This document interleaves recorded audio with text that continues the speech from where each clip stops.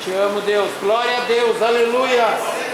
Quero aproveitar a oportunidade da última ceia do ano. Eu servi a Deus em muitos locais, em muitas igrejas. Esse tão maravilhoso ministério. Eu quero agradecer a todos os líderes que me receberam em suas respectivas igrejas. Foi um prazer cultuar com vocês. E muitos outros cultos ainda virão. Quero agradecer a Deus por essa oportunidade de estar aqui. Eu estou recebendo em minha casa o pastor Samuel Siqueira, lá do Rio de Janeiro. Ele me recebe sempre que vou lá. E ele está aí, está à disposição também do ministério. Se você quiser receber uma palavra profética, leve ele lá, vai ser uma bênção. Ok? Vocês acreditam que Deus ainda fala? Amém! O Espírito Santo, ele palestrou comigo ainda, vindo para cá algumas coisas importantíssimas que eu quero refletir com vocês. Jeremias capítulo 18.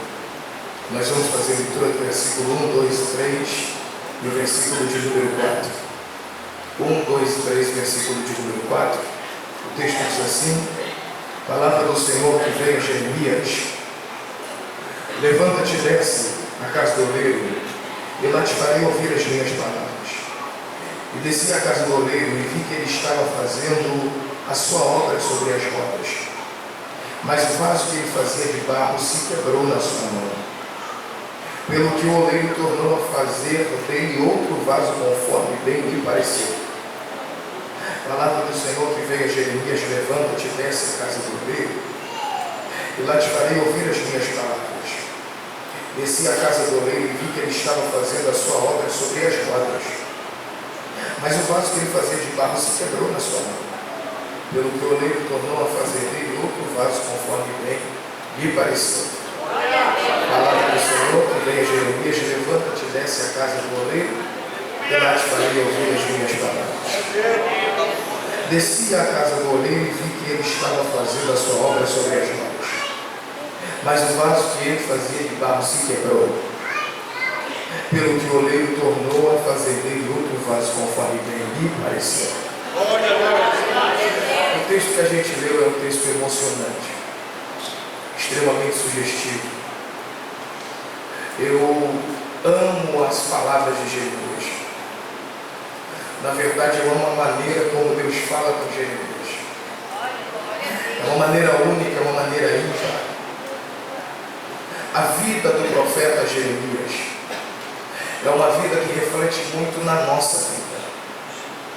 Nós já vamos entender o porquê disso, mas a título de pano de fundo é necessário falar que o povo de Israel na época antiga vai viver debaixo de 3 grandes ministérios. Ambos os 3 ministérios serão ministérios hereditários. O primeiro ministério hereditário na Bíblia Sagrada é o ministério sacerdotal, porque filho do sacerdote logo seria sacerdote. O segundo ministério hereditário da Bíblia Sagrada é o ministério de reis, a monarquia, porque filho de rei era príncipe e logo um dia seria rei. O terceiro ministério da Bíblia Sagrada hereditário é o ministério profético. Você vai ver várias referências à expressão os filhos de profeta, porque os profetas preparavam outros para deixar o seu lugar. É uma hereditariedade. Eu vou, mas eu vou deixar outro no meu lugar. Agora, o mais fascinante de tudo isso aqui é que a vida de Jeremias é uma vida cheia de conflitos, e nós já vamos entender porquê. Dentro desses 3 ministérios existia um sentimento que deveria prevalecer. O sentimento é o amor. Porque um rei, quando exercia o ministério de reinado, de governo sobre o povo, ele precisava ser amado pelo povo, porque era ele quem ia governar, era ele quem ia dizer se ia para a direita ou se ia para a esquerda, era ele quem iria administrar, era ele quem iria compor ministérios. Então o rei tinha que ter o amor do povo, ele precisava ser amado pelo povo. Agora existe o segundo ministério. Esse segundo ministério é o ministério sacerdotal. O ministério sacerdotal também constitui-se em amor. Porém, o sacerdote, na verdade, não precisava ser amado pelo povo, mas o sacerdote precisava amar o povo, porque tudo que ele fazia era a prol do povo. Era ele quem sacrificava, era ele quem levava o holocausto a Deus, era ele quem apresentava o que o povo trazia e mandava para Deus. Então ele precisava amar o povo, porque ele estava representando o povo, ele precisava ter amor ao povo. Terceiro ministério, o ministério profético. O ministério profético também consiste em amor. Diferente do ministério de rei, o profeta não precisava ser amado pelo povo, e pela Bíblia você sabe que nem sempre o povo amava o profeta. O ministério profeta, o profeta não precisava tanto amar o povo, já vou falar por quê. Porque o ministério profético consistia em ser amado por Deus. Porque profeta que é profeta não fala aquilo que o povo quer. Profeta que é profeta não é garçom, não serve aquilo que eu pedi. O profeta fala o que Deus dá para ele, independente do povo amar ou não. O profeta faz aquilo que Deus manda, independente do povo gostar ou não. Nós estamos dentro de um cenário de um menino que ele cresce, nasce de uma casa sacerdotal. Então ele vai se preparar para ser sacerdote. Como eram os preparativos para ser sacerdote, não sendo enfadonho. Ele estudava todos os processos e trâmites do sacrifício, como ele queimaria o incensário, como apresentaria o holocausto, como ele sacrificaria pelo povo. Ele ia aprendendo isso sequentemente, como se não bastasse esse trabalho de aprendizagem. O filho do sacerdote, ele tinha uma função, que é uma função única de um filho de sacerdote. O pai, que era sacerdote, usava aquelas sandálias sacerdotais, usava aquele colete sacerdotal, usava aquela mitra, usava aquela estola sacerdotal. E qual era o trabalho do filho? Todas as vezes que o pai chegava, ele tirava o pó da sandália, ele limpava o colete sacerdotal, ele ajeitava a roupa, porque quando ele ajeitava a roupa, ele estava dizendo: hoje eu limpo essa roupa, mas um dia quem vai vestir sou eu. Então ele limpa por quê? Porque não é o momento dele vestir, porém ele está ajudando quem está vestindo. Ele está limpando, dizendo: um dia vai ser minha vez. Então, enquanto não é minha vez, eu vou cooperar com quem está na vez agora. Ele cresce assim, ele aprende assim. E quando ele atinge já quase que a idade para começar a fazer as pequenas funções sacerdotais, Deus entra no cenário e conversa com Jeremias. A conversa de Deus com Jeremias é: tu te preparou para quê? Para ser sacerdote. Tu estudou para quê? Para ser sacerdote. Tu nasceu aonde? Numa casa sacerdotal. O que tu quer ser? Sacerdote. Quais são as tuas expectativas futuristas? Ser um grande sacerdote. Aí Deus vem na contramão e diz: tu vai ser profeta. Não, calma, eu estudei para ser sacerdote, não interessa, tu vai ser profeta. Não, eu me preparei para ser sacerdote, não me interessa, tu vai ser profeta. Meu pai espera que eu seja sacerdote, o povo grita que eu serei sacerdote, não me interessa, tu vai ser profeta. Aí ele grita assim: eu não sei falar, eu sou uma criança. Deus diz a ele: não digas eu sou uma criança, porque aonde quer que eu te enviar tu irás, e tudo quanto te mandar tu dirás. Não temas diante deles, porque eu sou contigo para te livrar. Quando isto acontece, olha para mim agora e paz, meus senhores. Jeremias passa a desenvolver o ministério profético. Só que Jeremias, ele discorre um grande problema. Jeremias fala como profeta, mas ama como sacerdote. Eu repito isso aqui. Jeremias fala como profeta, mas ama como sacerdote. Vou lhe mostrar mais ou menos, e simplificando. Se Deus falasse a João, João vai lá e diz para aquele jovem, para ele se converter. João ia chegar e, como profeta, ele ia dizer: se converta, porque senão o inferno vai ser teu lugar. E vou te falar, o inferno já está queimando, já está bem aquecido para a tua alma, se você não converter. Essa era a maneira que João falava. Agora Deus vai olhar para Jeremias e vai dizer: Jeremias, vai lá e diga para o mesmo moço se converter. Como Jeremias amava como sacerdote, ele ia abraçar o moço, fazer carinho no cabelo e dizer: rapaz, eu sei que está difícil para ser feliz, eu sei que o mundo é muito bom, mas Vamos tentar endireitar as veredas aí, Deus tem coisa melhor para você. Porque ele fala como profeta, mas ama como sacerdote. Deus entende que Jeremias não tem maturidade. Deus entende que Jeremias não está apto. Deus fala, eu preciso dar maturidade para ele. E quando Deus quer dar maturidade para um obreiro, quando Deus quer dar maturidade para um homem, Deus não leva o homem nos grandes palácios. Deus não leva o homem nos grandes holofotes. Deus olhou para Jeremias e falou, tu precisa de maturidade. Então já que tu precisa de maturidade, pega aqui na minha mão que eu vou te levar num lugar para te dar maturidade. Levanta e desce lá na olaria que eu vou te mostrar o que é maturidade. Quando ele desce na olaria, ele vai ver que o oleiro está trabalhando sobre as rodas. É plural, não é a roda. São as rodas. Porque duas rodas se tem numa olaria. Basicamente uma olaria é um pavilhão aberto onde tem duas rodas e muito barro. Porque é assim que o oleiro trabalha. Também não pode faltar numa olaria uma fornalha para o processo de concepção de um vaso.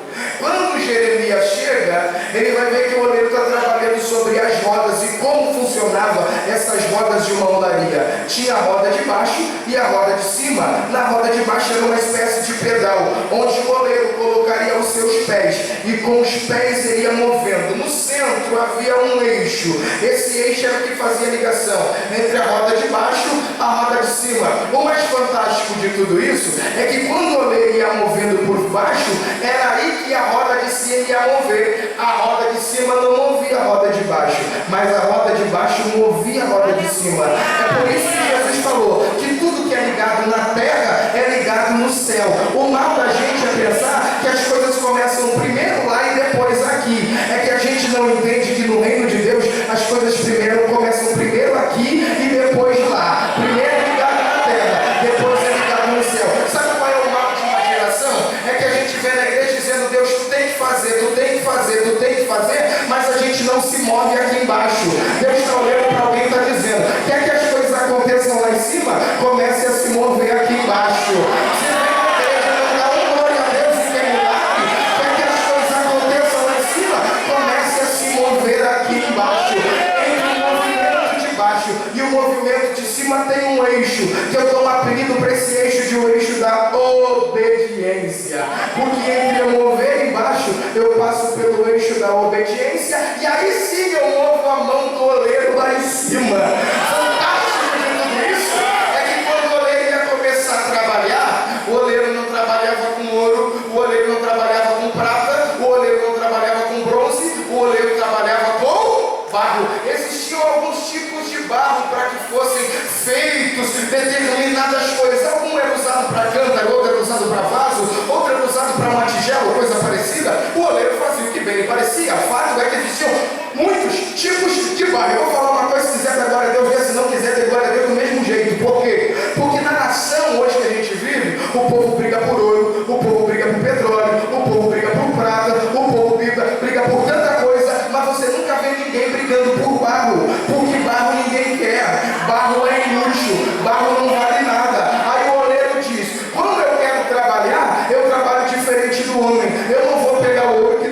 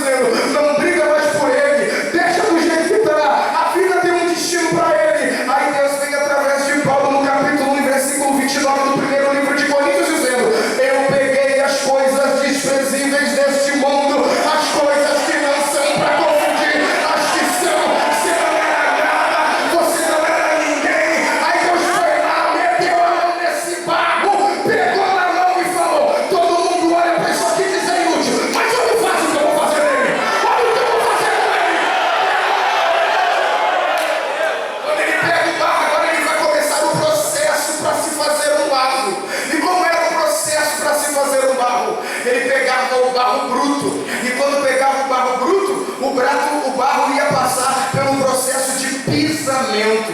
O oleiro pega o barro, joga o barro no chão e fica com seus pés em movimentos sincronizados, pisando no barro. Por que ele pisa no barro? Porque no meio do barro tem muita bolha de ar. Então ele precisa tirar aquelas bolhas de ar do meio do barro. E como é que ele tira a bolha de ar? Ele tira pisando. E quanto mais ele pisa, mais as bolhas de ar vão estourando.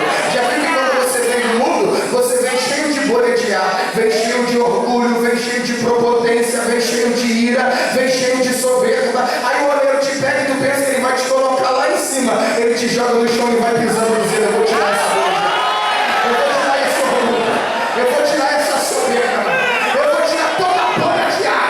Porque a bolha de ar não acontece por fora, ela acontece por dentro. E se o oleiro pega para trabalhar com bolha de ar, dá problema lá na frente. Pastor, por que eu estou sendo pisado? Porque o oleiro está tirando toda a bolha de ar que está dentro de você. Esse espírito de arrogância, de orgulho, de falta de perdão, de ira, qualquer coisa que é chutar, que dá na cara de todo mundo, ele te joga no chão e pisa dizendo: eu vou te mostrar como é que barro, como é que eu trabalho no barro. Pisando, após pisado, tirou a bolha de ar, beleza. Ele pega o barro e agora ele leva para a roda de cima. E quando ele leva para a roda de cima, ele faz do barro um bolo de barro. Foi redundante, mas você entendeu. Ele faz do barro um bolo de barro. Coloca a mão dele por dentro, os pés dele estão mexendo, a roda de cima está mexendo, e com a mão por dentro, ele vai mexendo dentro do barro. Por quê? Porque a mão tem sensibilidade no tato, e ele entende que já tirou bolha de ar, mas no meio do barro teve pedra que o pé não sentiu, mas a mão vai sentir. Então ele põe a mão por dentro para tirar todas as pedrinhas que estão no meio do barro. Por quê? Porque a gente imagina que o que dá forma para o vaso é a mão que está do lado de fora. O que a gente não imaginava é que o que dá forma para o vaso é a mão que está dentro do barro. Porque a mão que está dentro do barro vai dando forma de dentro para fora. E quando a mão está movendo, sente uma pedra, ele tira. Quando a mão está movendo, ele sente uma pedra, ele tira. Quando a mão está movendo, ele sente uma pedra, ele tira. Quando a mão está movendo, ele sente uma pedra, ele tira. Por que a mão de Deus às vezes tem que entrar dentro da gente para arrancar pedras de tropeço que não estavam na nossa vida, não era para dar? Então ele diz: eu vou tirar toda a pedra, eu vou arrancar toda a pedra de tropeço, porque a pedra também influencia na constituição de um vaso. Ele vai dando forma com a mão que está dentro, e quando ele vai dando forma com a mão que está dentro, agora ele está vendo que o vaso já está quase pronto. Após o vaso já está quase pronto, o vaso vai se modulando, e quando o vaso vai se modulando, o oleiro vê que o vaso já está quase pronto para ser usado. Ele pega o mesmo barro que ele pisou, ele pega o mesmo barro que ele colocou a mão dele por dentro, pega o barro e joga dentro da fornalha. Vai voltar. Ele joga dentro da fornalha o barro e aquece. Eu me lembro que eu estava pregando em Caruaru, no Pernambuco, e eu fiz uma pergunta perto de uma olaria que vi. Quando vi que o homem que estava preparando os tijolos, ele colocou os tijolos dentro da fornalha, e eu perguntei, numa curiosidade muito minha, quanto tempo fica um tijolo dentro de uma fornalha? E como é que o oleiro sabe que está pronto? Aí quem estava comigo me respondeu: depende. Porque cada barro reage de uma maneira diferente dentro da fornalha. Vou repetir esse negócio. Cada barro reage de uma maneira diferente dentro da fornalha. Tem mais. Quanto menor é o barro, menos tempo dele dentro da fornalha. Agora, quanto maior é o barro, mais tempo ele fica dentro da fornalha. Ah, tu não entendeu se você tinha dado glória a Deus. Porque teve gente que entrou aqui debaixo de mau tempo dizendo: por que todo esse tempo eu estou na fornalha? Por que parece que minha vida é só fornalha? Por que parece que a minha vida é só sofrimento? Por que eu só sinto o calor da fornalha e não vejo a mão de Deus? Deus está dizendo é que o que você não sabe é que o teu ministério é grande. E por seu ministério ser grande, você tem que ficar mais tempo dentro da fornalha. O oleiro sabe o momento certo e o tempo certo de você passar por esse fogo e essa prova que você está passando. Ele pegava o barro, jogava no fogo e deixava, esquecia. Dependendo do barro, era um tempo determinado. Após o tempo, eu ainda curioso perguntei: e como é que você sabe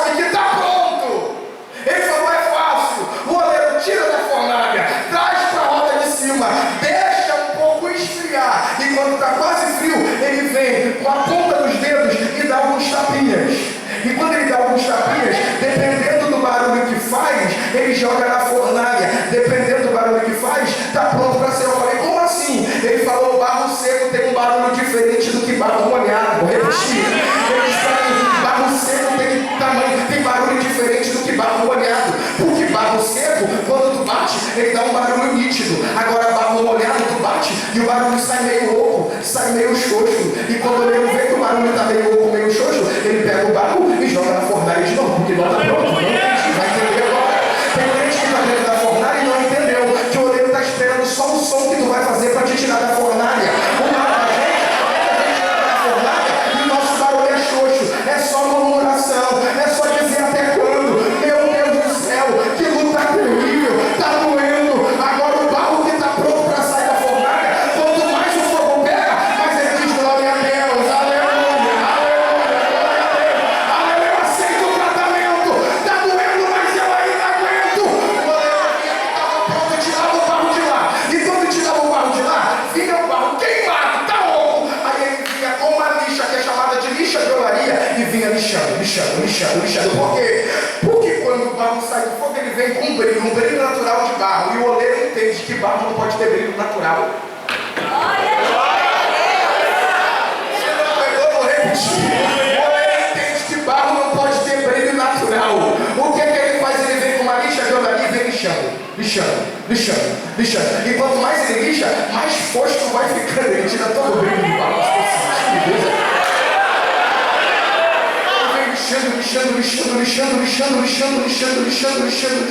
E quando ele lixa todo, fica aquele barro todo fosco, sem brilho nenhum. Ele vem com um pincel e vai passar um impermeabilizante.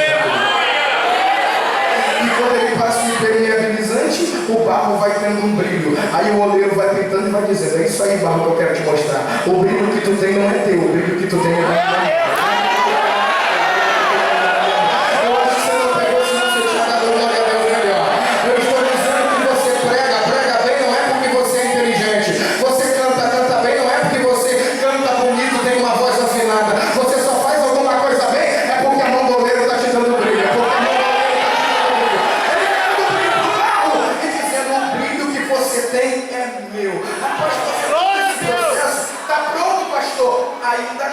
Porque ele deixa o vaso secar, e estou caminhando para o final agora. Após deixar o vaso secar, ele pega o óleo e coloca dentro do vaso.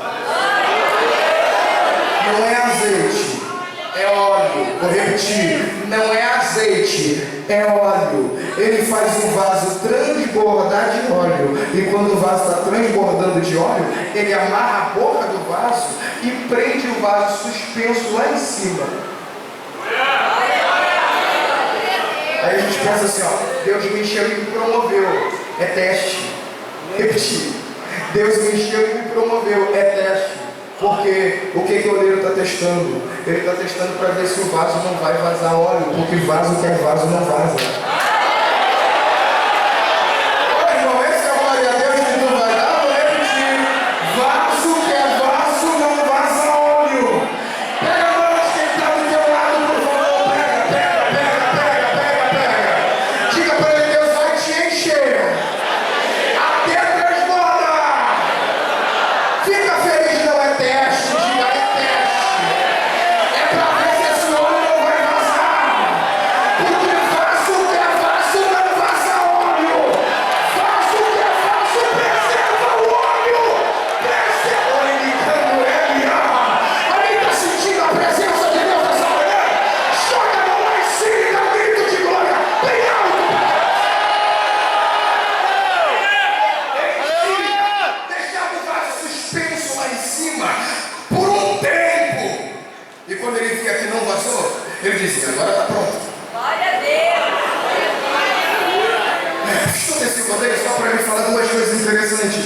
Dentro de uma olaria tinha tudo isso, mas dentro da olaria não tinha lixo. Vou repetir.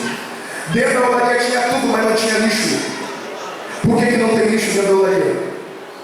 Porque todo barro o oleiro reaproveita. Glória a Deus!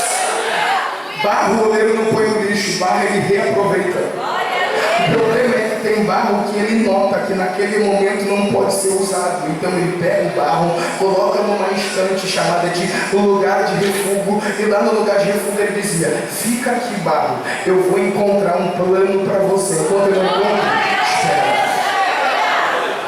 Você conseguiu entender que não é que todo mundo, que as pessoas não te dão oportunidade? Você conseguiu entender que não é que ninguém te enxerga? É o oleiro que está dizendo: eu tenho um plano maior para você, espera. Eu tenho um plano maior para você, espera. Eu acho que tu não pegou, vou repetir. Não é que você está esquecido, não é que você é anônimo, não é que ninguém te enxerga na igreja. É o oleiro que te pegou pela mão e está dizendo: espera no meu tempo, no meu tempo eu tenho um negócio melhor para você. No meu tempo eu tenho algo maior para você. Enquanto não aconteceu, espera. Jeremias vai ver todo esse processo, e após ver todo esse processo ele vê que o barro que está na mão do oleiro se quebra. E quando ele vê que o barro que está na mão do oleiro se quebra, basicamente o que Deus quer falar para Jeremias é o seguinte: Jeremias, tu é profeta. O teu ministério é ministério profético. E eu estou vendo, Jeremias, que tu é imaturo. Porque toda vez que eu mando profetizar, tu chora, tu sente pelo povo. Tu está deixando o teu sentimento falar mais do que a minha palavra na tua boca. E eu quero te mostrar, Jeremias, que ministério não é sentimento. Eu vou repetir. Ministério não é sentimento. Olha o que eu faço com esse vaso. E quando Jeremias vê na mão do oleiro, o vaso quebra. Parece que vejo o oleiro dizendo: Jeremias, o teu sentimento não era que se quebrasse, mas a minha vontade era. E eu não faço o que o teu sentimento quer, eu faço a minha vontade. Eu frustro o teu sentimento para fazer minha vontade. Deus frustra o nosso sentimento para fazer a vontade dele. Abraão, oi, sai da tua casa. Eu amo minha família, não interessa. Sai da tua casa. Mas meu pai, eu amo ele. Sai da tua casa, porque eu frustro o teu sentimento para fazer minha vontade. Abraão, oi, dá o teu filho no Monte Moriá. Mas eu amo esse menino, não interessa. Eu frustro o teu sentimento para fazer minha vontade. Quantas pessoas estão aqui nesta manhã que um dia ouviram a voz de Deus dizendo: eu sei que tu queria desse jeito, mas não é minha vontade. Então eu frustro o teu sentimento para fazer minha vontade. Pastor, está doendo, não era o que eu queria passar. Pastor, está doendo, não era o que eu queria ver. Deus lá do céu está olhando para você e está dizendo: esse vaso quebrado dói mais em mim do que em você. Mas eu frustro o teu sentimento, mas eu preciso fazer minha vontade. O vaso está quebrado aonde? Na mão do oleiro. O oleiro está olhando para Jeremias e está dizendo: Jeremias, ele está na minha mão. O teu sentimento está gritando, mas eu ainda estou no controle. A tua lágrima está escorrendo, mas eu ainda estou no controle. Pastor, mas o meu filho está nas drogas. Ele está olhando para você e está dizendo: calma, eu ainda estou no controle.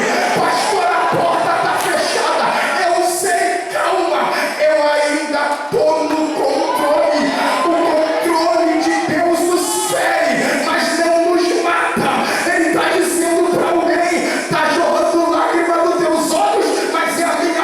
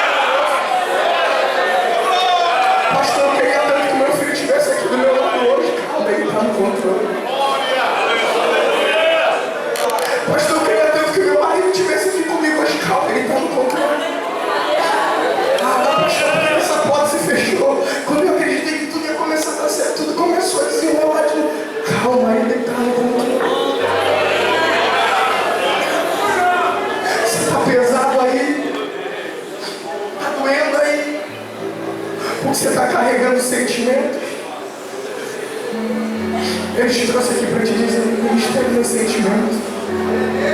Eu flujo do sentimento, mas eu faço a minha vontade. Eu sei que o teu sentimento de mãe está falando mais alto, mas ele está dizendo a minha vontade é em primeiro lugar. Ah, pastor, mas a gente dá vida por essa igreja e as ovelhas. É tanta gratidão. A gente visita, a gente ora, a gente busca, a gente ora na madrugada, perde domingo de família para cuidar deles. E quando a gente vai ver só a gratidão que a gente recebe, calma, barro, o oleiro ainda está no controle. Glória a Deus. O teu sentimento não fala mais alto do que a vontade dele. Ah, se o nosso sentimento falasse alto, irmão, a gente cometia cada burrada na vida, sabe? Ela diz assim, eu sei que a tua vontade era de largar tudo. Eu sei que a tua vontade era de romper essa aliança. Ô esposa, eu sei que a tua vontade era de pegar essa aliança, jogar no lixo e dizer, acabou. Ah, eu sinto Deus falando comigo. O Espírito está dizendo para você, eu estou no controle. Eu estou no controle. Essa lágrima que rola dos teus olhos é do controle de Deus. O controle de Deus fere, mas não nos mata. O fato de estar quebrado não diz que o amor acabou. E é justamente por estar quebrado que a gente entende que Ele ainda ama. Feche teus olhos onde você estiver.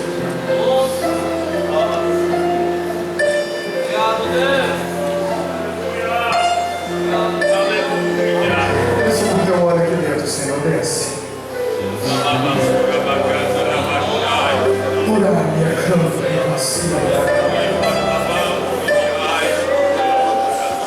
desce com a tua presença aqui dentro, Senhor, desce.